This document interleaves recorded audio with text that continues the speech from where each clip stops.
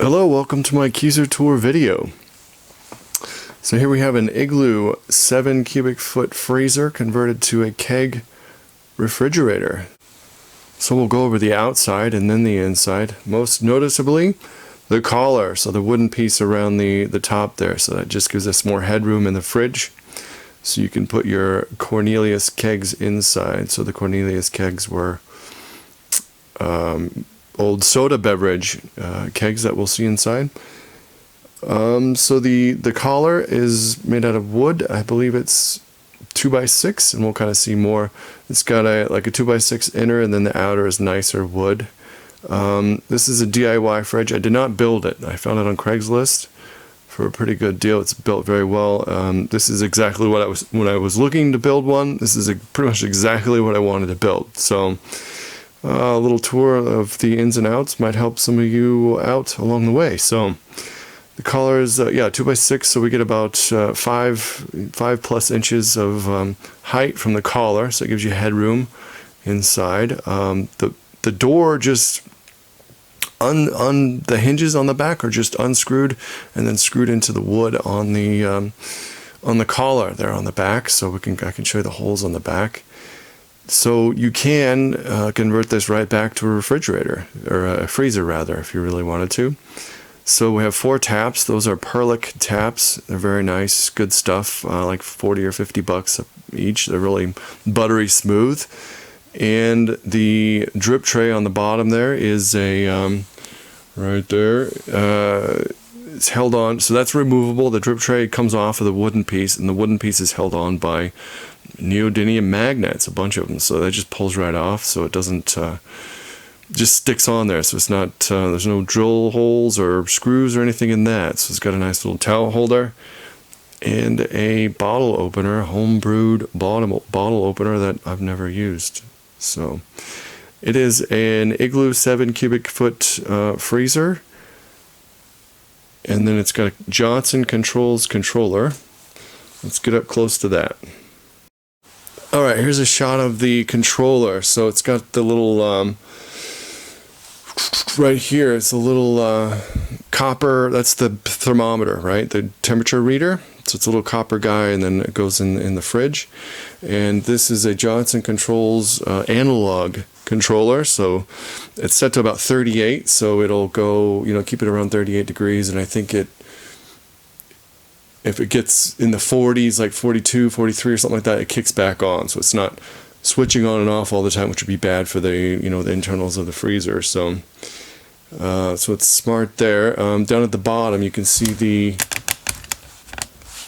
down at the bottom there, so the freezer is the white plug, and it's plugged into the black plug, which is the controller, and then the controller plugs into your AC. I have it turned off or unplugged at the moment.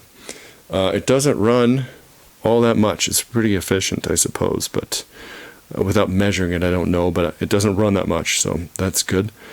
So yeah, the controller just and then you turn the fridge on to, let me see what it's on. I should turn it on to full blast. Yeah, so it's maxed out to full blast. So pretty much the controller just, when it turns the fridge on, the freezer will just go full on until the controller tells it to turns off the power. So that's it. Pretty straightforward. So here's a closer shot of the Perlic taps. They're very nice. 4 of them. I've only used two in a shot so far, so I'm not using it to its full capacity. And then here's a look at the drip tray. I'll pull it out, and then I'll pull the backing off. You can see the magnets. So yeah, the tray is just held on with, in the metal inserts there. It's pretty firm.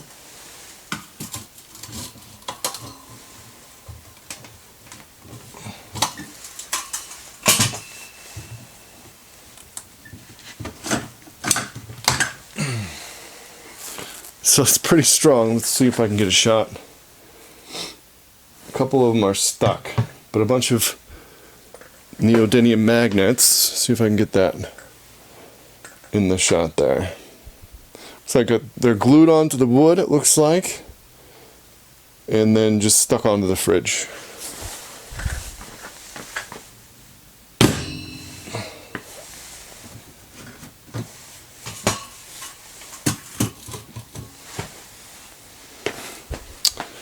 and that baby is on there. So here's a look at the back of the fridge. There's the holes that the hinges just screw right back into, and then there's the hinges right onto the wooden collar. Pretty straightforward. Now I haven't had it off and on, but you should just be able to plug them back into the fridge if you want to turn it back into a freezer. Let's open the door. Okay, so here's a look with the door open. So the thing about kind of when you go DIY is whether you want this chest freezer style or your traditional open, front door style. So the chest freezer should come out a little more efficient for you, because when you open the door, all your cold air doesn't fall out of the fridge. So there's that. That's what always kind of appealed to me about using a chest freezer for a Keezer, right? So here's a look at the collar. So you have, I think this is just straight 2x6, and it's really nicely done and stained, and it's got a clear coat on it. It's really nice. And then here's a nice decorative piece. I don't know what kind of wood this is. Just a little nicer than straight pine 2x6 rather. So it's kind of a, what is it, maybe a 1/2 inch or something of nice grain wood on the outside. The collar around the perimeter there, they've got some insulation foam. So that's a lot of DIY rigs that I see, they're missing that. And so wood's not a great insulator, so that's a key there, is to insulate your collar. So, and this thing doesn't run that much. All right, I got you moved a little bit. Now inside, the good stuff. So we have down here, it should be a 5-pound CO2 tank. I have a 5, a 10, I think. On the 2-stage regulator, I've just moved the single there. So this outside run, so basically you can run 2 different pressures with this 2-way reg, right? So the outside one runs that single. So what you can do is you can force carb a keg of beer at like 30 psi, which is really high. So you can do that for a couple days at a high pressure, and then this main one runs to that manifold with a 3-way. So that's your serving temperature or serving pressure. So 14 or 15 psi is kind of what I like for serving. It usually takes like a week, 10 days at serving pressure to get a keg properly carbed. But if you force carb at 30 psi or more for a couple days, then you just cut some days off your carb, to carbonate your beer. Just cut some time. So that's awesome. That's exactly what I would have come up with, and this actually came with the 2-way reg and a 3-banger manifold there, so you get a little on and off switch. It would be nice to put some tape or something, or just use different hose color to know which one's which that you're plugging into the keg, so you don't have to follow it all the way back. I haven't done that, but that would be nice. I've got a thermometer in there. It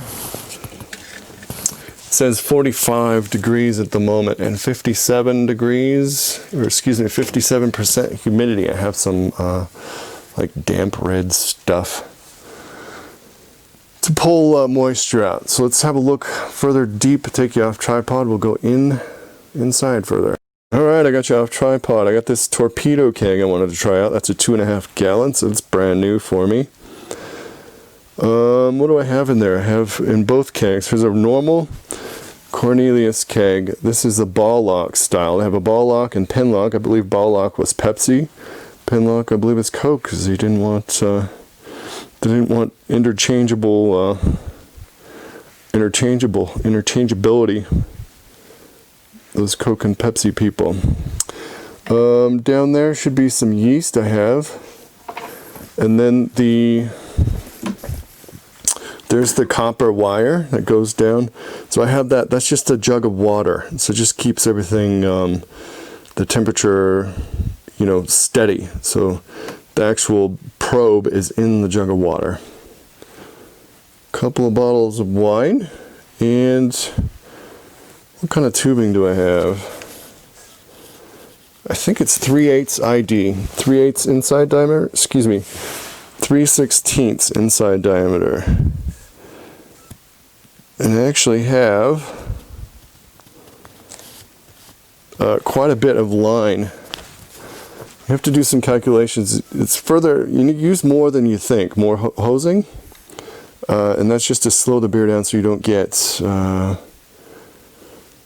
foamy beers, right? So I think I have like 14 feet in there, which is kind of a misnomer. I didn't think that would be an issue, but that slows down the beer depending on your pressure you use, and so it does not so foamy. But that's about it, man. So anyway, that's it. I thought it might help you if you're looking to do a DIY build. Thought I'd go through mine, give you a little tour. So that's it. Any questions or comments, let me know. Happy brewing, guys. Take it easy.